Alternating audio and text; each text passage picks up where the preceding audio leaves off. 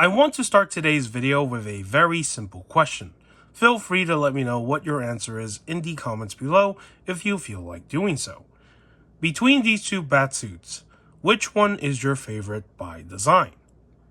And with that said, let's dive into today's review.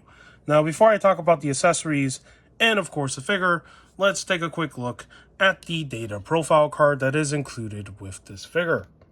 And as you can see, the photo on the card, of course, is the Batman Begins movie poster. It is very nostalgic to see this. This movie came out in 2005, and that was 20 years ago. Yeah, a long time ago. I don't know if they're going to do any sort of like re-screening for this movie this year, because this technically marks the 20th anniversary of this film. And sometimes with certain movies, they do that whole rescreening thing because of this celebration anniversary thing. So who knows? Maybe they will with this because it is Batman, right? So we'll see, I guess. On the back, his real name is Bruce Wayne, and it reads, Bruce Wayne travels to the Far East, where he's trained in the martial arts by a member of the League of Shadows. When Ducard reveals the League's purpose, Wayne returns to Gotham City, intent on cleaning up the city without resorting to murder. Pretty cool. And that is the data profile card. Now let's talk about accessories. And I want to point something out right away. For some reason, I will never understand why Mcfarlane does this sometimes with some of their figures. And that is only including one fist hand with the figure. So as you can see on this figure, he does have a fist hand on the left arm. And for his right arm, he has a item holding hand. Now, in some cases, there might be a fist hand included with the figure, and it's just a separate hand that you can swap for the other arm. But in this case, the two interchangeable hands that you get in this box are not for that purpose. They're different. And with the amount of accessories that this figure included, there was definitely enough room for them to throw in another fist hand, but they did not. And this limits certain photos that you can do with this figure if you like taking photos of your action figures in certain action poses. If you want to get a photo of this Batman figure getting ready to throw down with both his fist hands, you can't do that because he only has one fist hand. So I don't understand why Mcfarlane does this sometimes with the accessories that are included with the figure, and you know, this whole thing of, oh, only one fist hand for the figure. I don't get it. Because the last time I looked at a Batman figure, which was not that long ago, that had the same problem, was of course the BVS Armored Suit Batman figure. As you can see, he has a fist hand for his left arm, but he did not come with one for the right arm. So if you're trying to do some, you know, poses there with two fist hands for this figure, that's not even possible. So there is that problem. So outside of that problem that I have with the whole fist hand thing, the actual accessories that he does have are still pretty cool. So let's talk about the first of these interchangeable hands, and that is, of course, this one right here, which is a sculpted hand where he's holding what I believe is a smoke grenade. You know how Batman is sometimes when he's in certain situations, he gotta throw a smoke grenade and get out of there. So I think that's what this is. Now, I don't think it's supposed to be the same color as his hand. I think it could be painted a little bit differently, so there's contrast, but nevertheless, it is pretty cool to see this as a hand gesture. And for some reason, me being stupid, in the package, when it was packed like this, I actually thought it was, you know, an extra fist hand for the right arm, and it turns out it wasn't. So, yeah, quite deceiving, right? So, there's that. And this is the other hand that he comes with, which I think is pretty freaking cool. I like this. So this kind of reminds me of the same hand accessory that came with the Dark Knight Returns Batman figure. The only difference is the batarang on that hand was meant to be in the use of like a brass knuckle, because that Batman is brutal. This one is meant to be in a pose where he's getting ready to throw all three of these batarangs simultaneously. So that is really cool to see as a hand gesture. So yeah, and this is for the right arm. So pretty cool. There is that accessory. And you also get the grapple gun, which I do like to see on Batman figures. Really sick. And luckily no sculpted, cable thing shooting out of it that is stuck on the grapple launcher. I'm glad he stopped doing that with these accessories because he used to do that with some of the other grapple launchers in the past. And I always thought that it was kind of stupid looking, the fact that you can't, like, take it off. So, yeah. And, of course, no Batman is complete without their Batarang accessory. So he does come with one of these. So, yeah. And if you want to count this as an accessory, you can, but I don't ever count them as accessories. It's the freaking DC figure stand that we always get. So there is that. And that is all the accessories in this box. Let's now talk about the figure. And I did do a little bit of research beforehand because it's been a long time since I've watched any of these movies from that trilogy. I was curious why they changed the costume from this first one to the second movie. And for a while now, I was under this presumption that they changed it because the design of this suit was just not really visible in the movie. And there are a lot of scenes that I remember from this film where some of it happened at night. And since this costume is basically like one entire color, just all black, most of these sculpted details on this costume would pretty much be like not really visible in some angles, right? In some angles they would be because there's like lighting reflecting on it, but in some angles you wouldn't even see them. So I always thought that they changed the design of the suit because a lot of the details were just not really present, and the only contrasting thing on the suit was mainly his belt, and that was what I thought for the last, like, I guess 20 plus years of this movie, ever since it came out. So I never actually did any like search for like what the actual answer is, and apparently the actual answer is that from Christopher Nolan himself, it was Batman's need to upgrade his suit to something stronger, agile, faster, and that's why they changed the suit design to the one that they used in the sequel movie, which I don't know if it's the same costume as the one I have here in this figure. I don't remember if this is the same costume or this one is from Dark Knight Rises. I don't remember. It's been too long. So, but the point is, yeah, that's the official reason why they changed the costume design. But I had a feeling that maybe behind the scenes, it could probably be an aesthetic reason as well. That all of this stuff not being visible because of the color just hiding all of it is another factor. Maybe it is. Okay. With all that said, now let's talk about how Mcfarlane did with this figure. And right away, I love the fact that all these details are sculpted. And for a $25 live-action Batman figure, this is pretty freaking good. Like, having these details sculpted in and just seeing how they taken the design and just adapted it into this figure, it is pretty freaking good. Now, I don't know if it's one-to-one because there's probably some details that are missing on here compared to like the real suit, of course. But for what they were able to put onto this figure, this is pretty freaking good.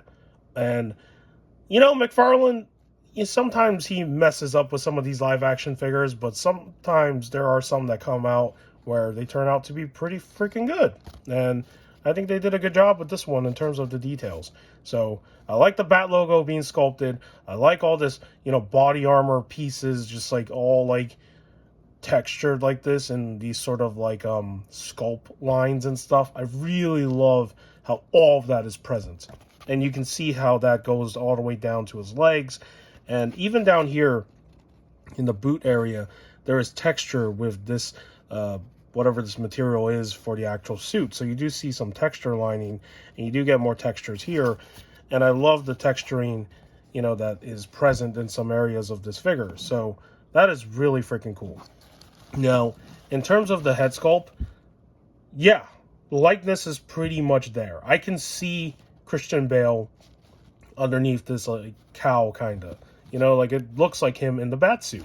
And let's take the other Batman figure in here, because the other version that I have of him, And as you can see, there are the two head sculpts together. I hope I can show this better. And it doesn't look bad. Now, the skin tone is a little bit different on this one than this one, but in terms of the likeness, I can definitely see the Christian Bale look, kinda, underneath the mask, you know?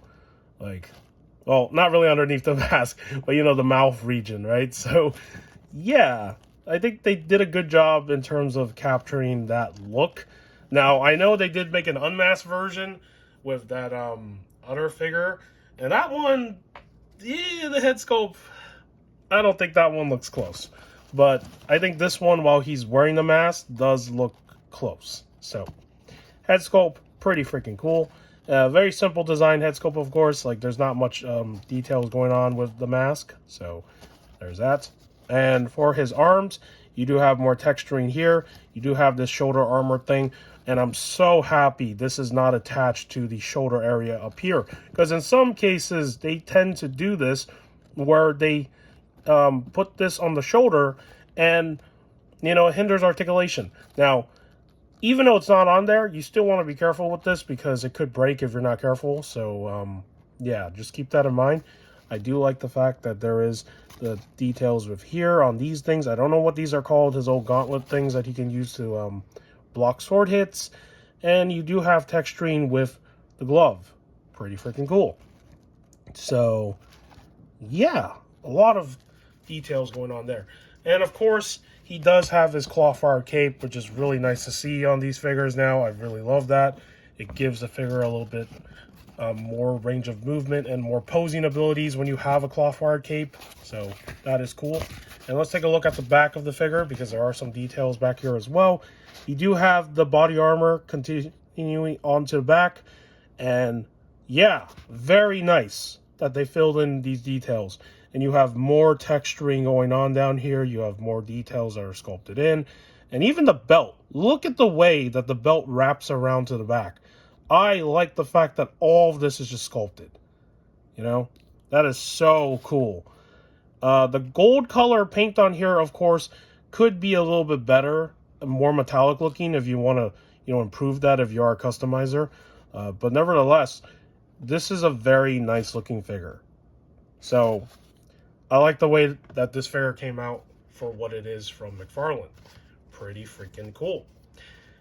And that is basically everything when it comes to aesthetics. There is not much else to talk about in that sense. Let's now talk about articulation.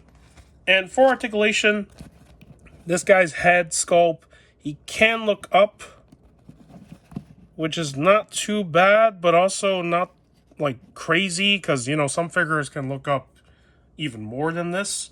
But, you know, at least you can get him to look up, which is good. He can look down pretty good. Then he can look up, which is really strange. He can turn his head side to side.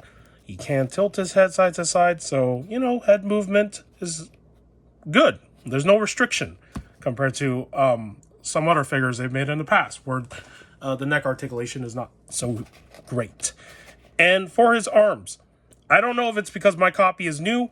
He can't really like go into a T-pose, but you can see how this shoulder armor piece, you know, does kind of get hindered up here. So that's what I mean by you got to be careful, because if you force it, it could maybe rip, right?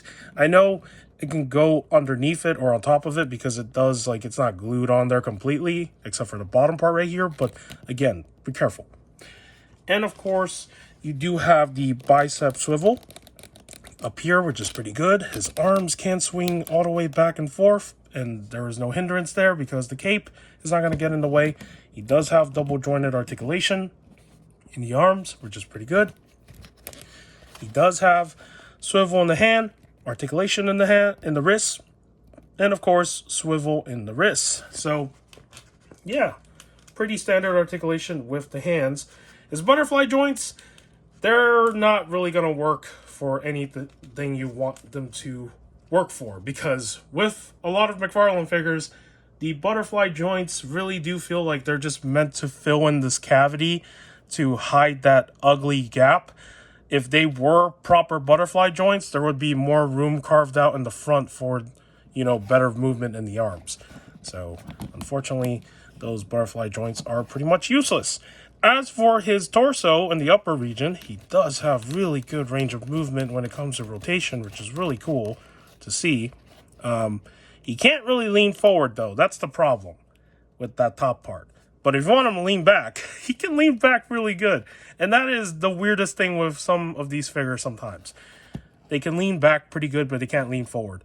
In this case, I think the modification here is to just like drum out a little bit of the front part of this stomach area and just give that area more room within where the ball peg is situated for the top torso to be able to lean forward. It's a modification that I've seen some people do, so you could do that if you want to, but if you're not crazy about articulation, then it's not the end of the world. So, and then of course you do have waist rotation down here. It does move, it does lean back a little bit, it does lean forward a little bit, but it's not the greatest. So again, very limited articulation there. As for his legs, he can spread out, I would say, pretty good. Now, it's not like a full-on split, but, the leg spread out right there is pretty good. Some figures can't even spread their legs out at all, actually. Some are just bad. So that's cool. Now, in terms of getting him to do a kick pose, you're not getting that. That is the downside to his legs. He can do a good spread out, but he can't do a kick. I don't understand that. And it's not this waist piece, because this waist piece is pretty freaking soft. It's whatever it is in here with the legs. I don't know why. It's like it just runs into something, and it's like really stiff, and it doesn't want to, go any further. So that is the problem with kicking forward with the legs. So if you're trying to get him to do like a kick pose, that is not going to happen with this figure. And he does have double jointed legs, which is pretty good. He does have articulation down here in the feet. As you can see, there is a swivel. There is a swivel down here, but it's very tight because this copy is new. And of course, there is toe articulation. So that is pretty much all the articulation on this figure. His upper thigh swivels do not work either. They are like literally frozen stiff. So maybe if you do some modifications, you could probably get a lot of this stuff to move better. But again, if you're not crazy about that, it is still a good figure to go on your shelf, especially a budgeted figure. If you're not planning to spend like a ton of money on some of those more expensive premium versions that are probably better, right? So, okay, let's put some accessories on this figure. So let's start with, of course, showing these hands. So I want to show one of these hands on here and see if I can get them into like some sort of pose for fun. So let's take the Batarang hands, and all you do is you just pop it off from that ball joint.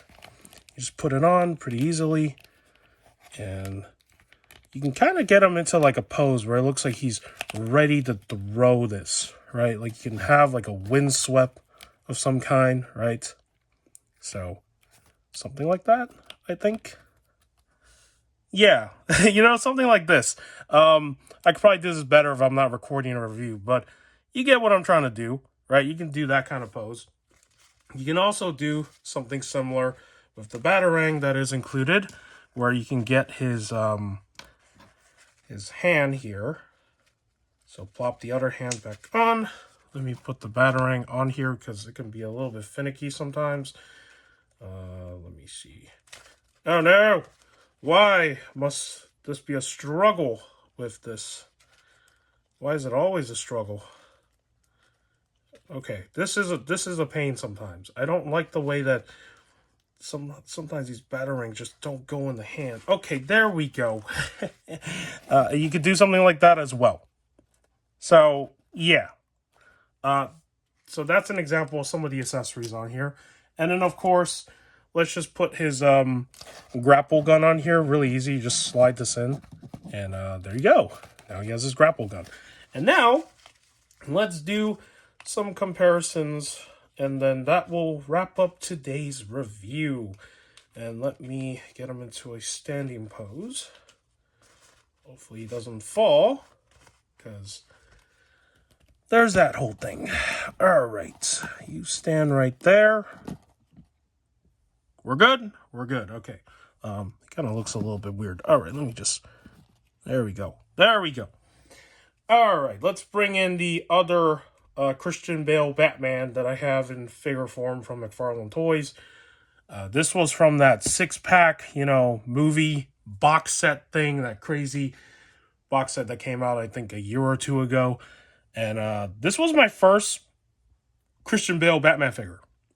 I don't have any other version of him. I don't have the Skydive, whatever that version is, the unmasked version. So, yeah, this is the only two that I have that I can compare when it comes to Christian Bale Batmans, as you can see. And, yeah, you can see how different their costumes are. Because, of course, this is from the first movie. This is, I believe, from Dark Knight Rises. I think it is. So, pretty cool. Costumes are different, but nevertheless, the head sculpts are close to that likeness of what Christian Bale looks like in the Bat costume. So, pretty cool. And, of course, here he is with Lucius Fox. This is the version that came with the tumbler. And I wish I had room on this table to show this Batman figure next to the tumbler. I unfortunately do not have room on this table. This table is way too small for that freaking car to come onto this table. So, maybe I'll make a photo or something in the future, and I'll show this Batman figure with the car, and I'll post it. So, yeah. But here you are with Lucius Fox. Pretty cool. Morgan Freeman played a really good Lucius Fox. I liked his Lucius Fox in the movies. So, awesome. And last but not least, this figure is not going to fit in frame when I zoom in. Here he is next to the BVS Armored Suit Batman figure. So, there are the two different Batmans. You got Christian Bale Batman, and we also got the Ben Affleck Batman. So, I don't have every other live-action Batman figure out at the moment. Some of them are in storage, so this is pretty much the last figure we're going to do comparisons with. And that is going to be it for today's review. If you found today's review of this Batman Begins figure informative, as I'm trying to speak here, do give this video a like. If you want to subscribe to the channel for more action figure content and whatever else I do on here, you can. You don't have to. In the end of the day, I make these videos for fun. And with that said, take care, and I will see you in the next video.